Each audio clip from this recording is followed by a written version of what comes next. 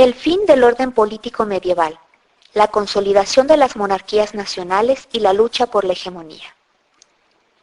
Con la desintegración del feudalismo, los monarcas comenzaron a tener el poder absoluto sobre sus estados.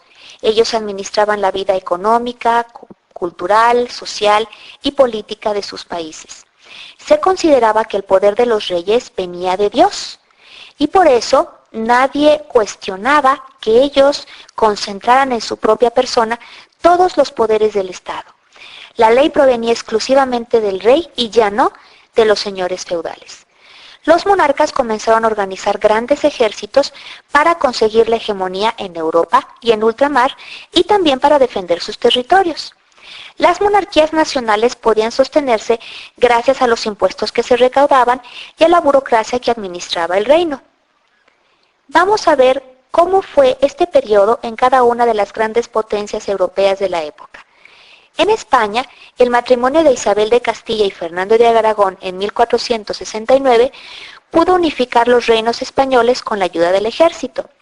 Después de la toma de Granada terminó también la Guerra de Reconquista, la cual fue una larga lucha contra la ocupación árabe musulmana para restablecer el cristianismo y asegurar la unidad de España. Los reyes católicos, como se les conoció a Isabel y a Fernando, fueron los que financiaron el viaje de Cristóbal Colón, quien llegó a lo que es América. El nieto de estos reyes, Carlos V, construyó un gran imperio e impuso su hegemonía en gran parte del mundo.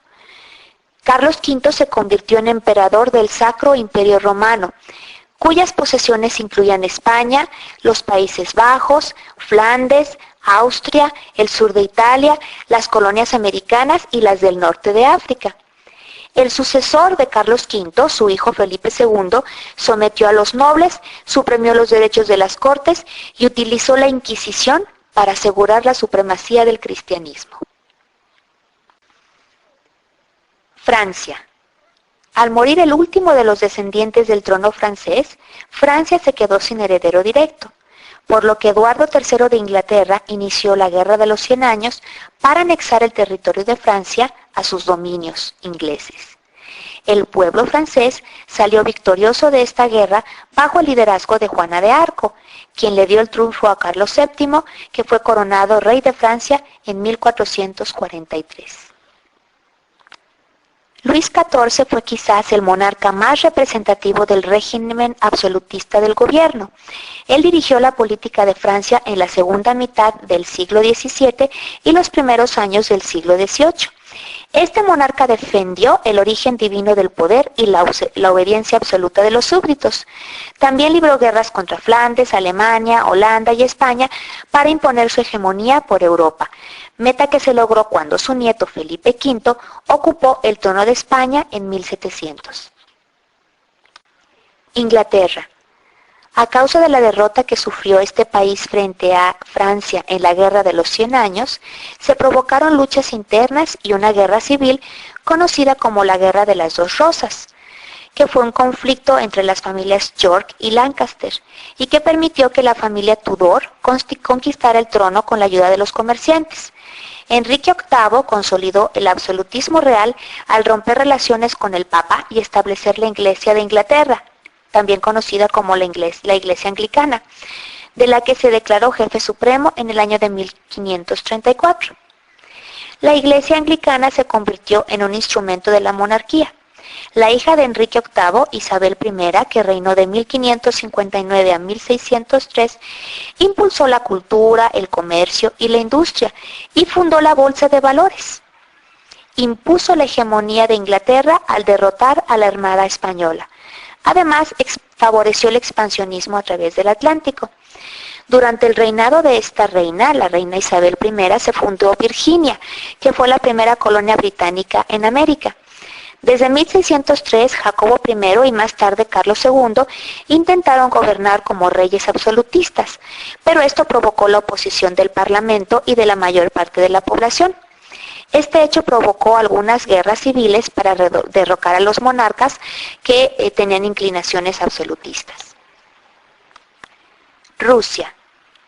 Durante el siglo XV, Iván III, conocido como el Grande, quien gobernó de 1452 a 1505, liberó a Rusia del control de los mongoles o tártaros, fomentó la economía y las relaciones con Occidente y organizó muy bien la administración de su estado y por ello pudo expandir también su territorio. El nieto de Iván el Grande, conocido como Iván el Terrible, siguió ampliando los dominios rusos hacia el este y fortaleció el poder de los zares, asesinando a la nobleza rusa que se oponía a ellos. Los zares eran los reyes, era la manera como se llamaba a los reyes en Rusia. Los zares se convirtieron en una figura autócrata, es decir, en un gobernante que tenía poder sin límites. A principios del siglo XVII, el zar gobernó bajo el principio de la voluntad divina. Como ya habíamos comentado, se creía que el derecho divino de los reyes era que tenían el poder gracias al deseo de Dios. Cuando Pedro I el Grande, que reinó de 1689 a 1725, subió al trono, se dio a la tarea de modernizar a Rusia, de acuerdo con el modelo occidental. Creó un poderoso ejército y un sistema burocrático y organizó a la Iglesia Ortodoxa. Igual que otros monarcas absolutistas, libró guerras hegemónicas con Suecia para conseguir un puerto en el mar Báltico. Como te das cuenta, todas estas grandes potencias europeas luchaban por conseguir el poder sobre otras naciones y extender sus territorios.